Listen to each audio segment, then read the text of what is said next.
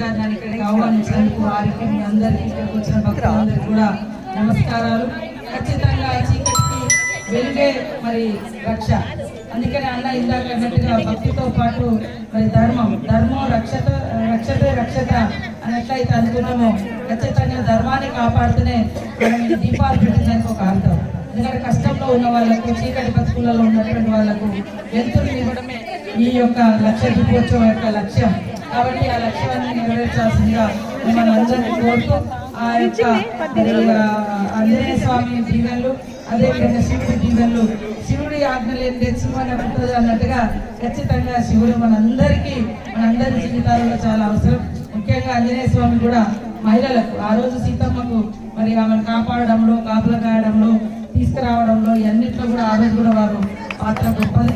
కాబట్టి ఈరోజు అంజనీ మాత సేవా సమితి వాళ్ళందరూ కూడా మహిళలు మరి ఆంజనేయ స్వామికి ఈ రూపంలో కూడా మళ్ళీ వారి మనకు రక్షణ ఉన్నటువంటి ఆంజనేయ స్వామి సేవను అంటే వారి సేవకు మళ్ళీ మనం సేవకురాలుగా మారడం చాలా గొప్ప విషయం. తప్పకుండా మీకు ఏం అవసరం ఉందో అన్న ద్వారా చెప్పండి. నేను తప్పకుండా ఇక్కడికి వచ్చినప్పుడే అన్న వీళ్ళకి ఏమైనా చేయాలి కదా అని అంటే ఈరోజు ఇప్పుడు ప్రకటించారు.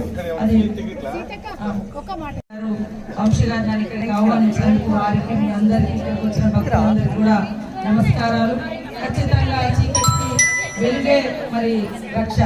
అందుకని అన్న ఇందాక అన్నట్టుగా భక్తితో పాటు మరి ధర్మం రక్షతే రక్షత అన్నట్లయితే అనుకున్నామో ఖచ్చితంగా ధర్మాన్ని కాపాడుతూనే మనం ఈ దీపాలు పెట్టిందానికి ఒక అర్థం.